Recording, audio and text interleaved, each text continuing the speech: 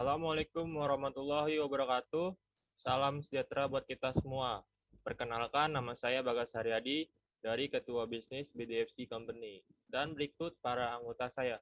Perkenalkan, nama saya Muhammad Fajar Afidik. Perkenalkan, nama saya Maladaro Skalibo dengan NIM 10210006. Di sini saya akan memberikan informasi bisnis yang kami kembangkan di kemudian hari. Dan berikut adalah daftar isi dari bisnis kami.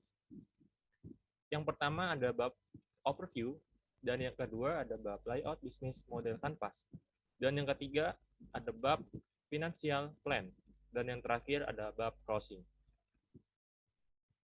Di sini kami akan menjelaskan bab pertama yaitu bab overview.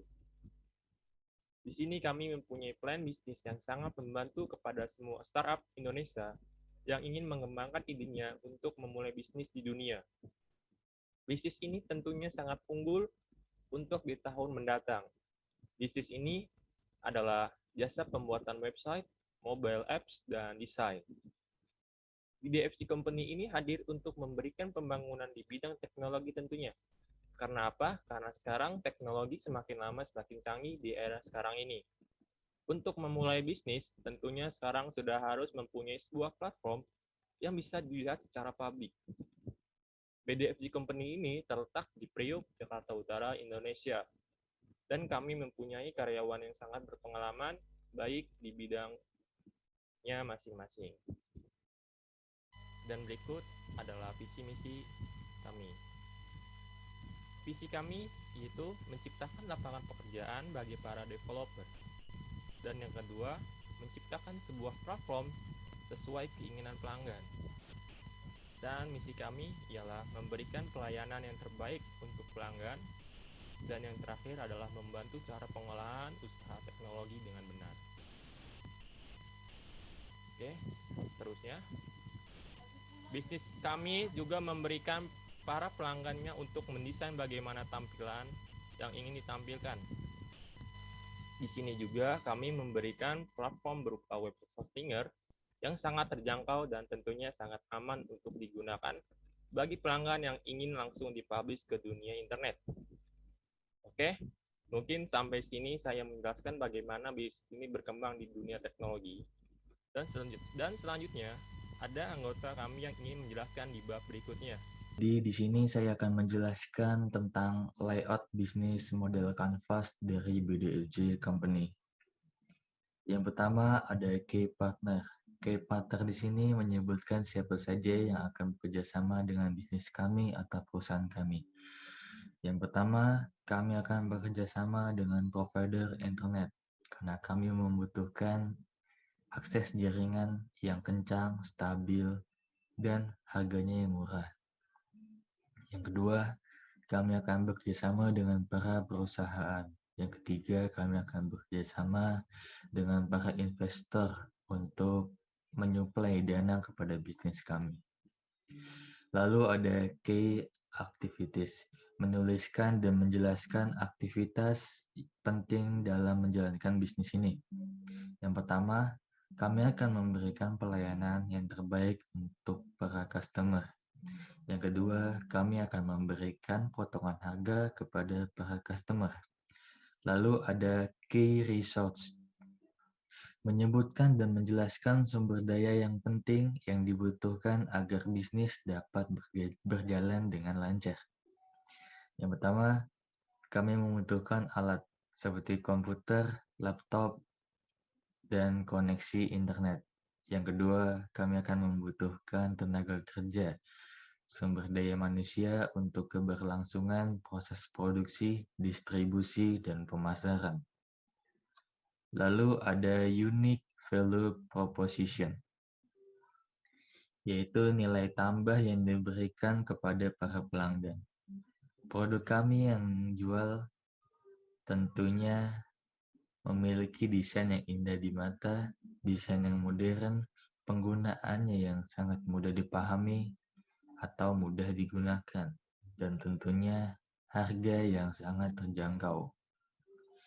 Lalu ada customer relationship, menjelaskan bagaimana perusahaan berkomunikasi, berhubungan, menjalin hubungan, membina hubungan, membangun loyalitas dengan konsumen.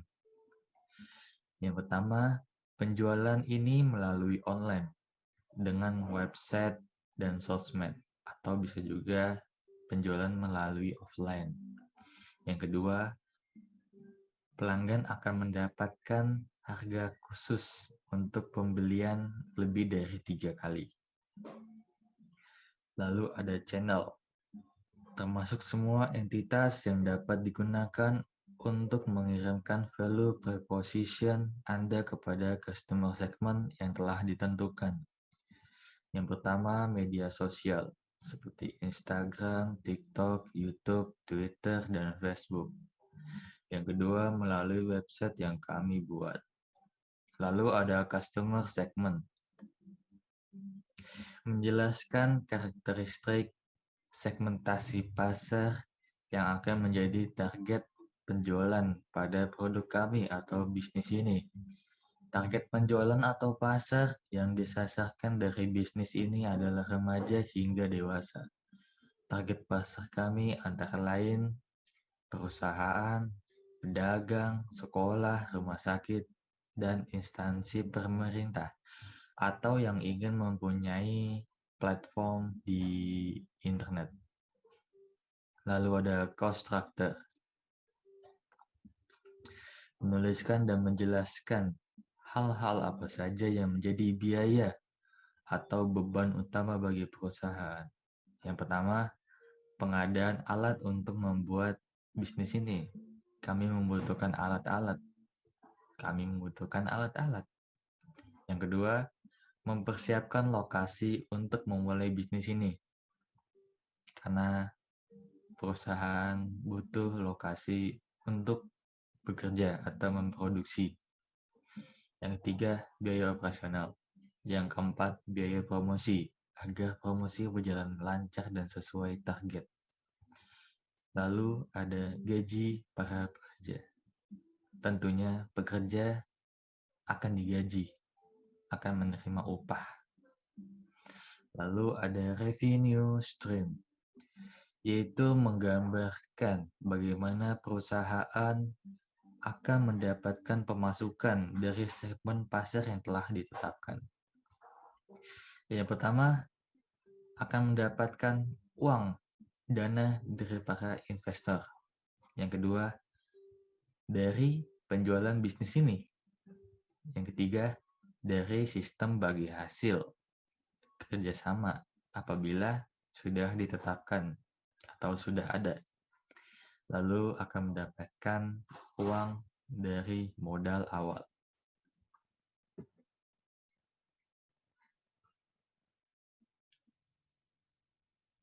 Oke, mungkin sampai di sini saya menjelaskan tentang layout bisnis model Canvas. Dan selanjutnya ada anggota kami yang ingin menjelaskan di bab berikutnya.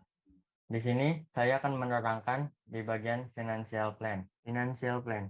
Financial plan adalah suatu metode perancangan arus keuangan di mana perusahaan atau individu berusaha untuk memenuhi tujuan finansialnya melalui implementasi dari metode perancangan keuangan itu sendiri. Yang pertama di sini ada business preparation budget atau anggaran persiapan bisnis. Perkiraan modal awal di sini adalah sekitar Rp141.700.000. Modal ini sudah mencakup kebutuhan selama 1 tahun.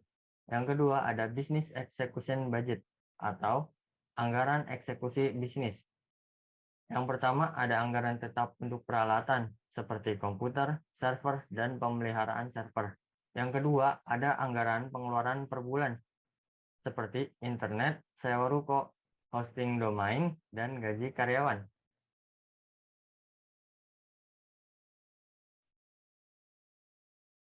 Yang ketiga ada break-even point atau bisa disebut titik impas. Break-even point adalah ketika pendapatan sama bertahan dengan perkiraan total biaya di mana kerugian perusahaan berakhir dan perusahaan mengumpulkan keuntungan. Di sini, harga pembuatan website dijual dengan harga 5 juta untuk setiap proyeknya. Sudah termasuk domain dan konsultasi. Perhitungan BIP atas dasar kuantitatif per unit. Rumusnya adalah fixed cost atau biaya tetap dibagi dengan price per unit dikurang dengan variable cost atau biaya variabel. Jadi, biaya tetapnya adalah Rp141.700.000, biaya variabelnya adalah 1 juta, dan harga jualnya adalah 5 juta rupiah. Jadi, untuk mendapatkan balik modal, diperlukan untuk menjual lebih dari 36 proyek.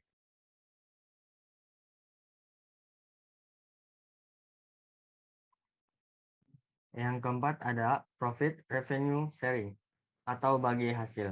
Profit revenue sharing adalah suatu sistem pembagian hasil yang mana pendapatannya belum dikurangi oleh biaya komisi, operasional, dan biaya sistem perbankan.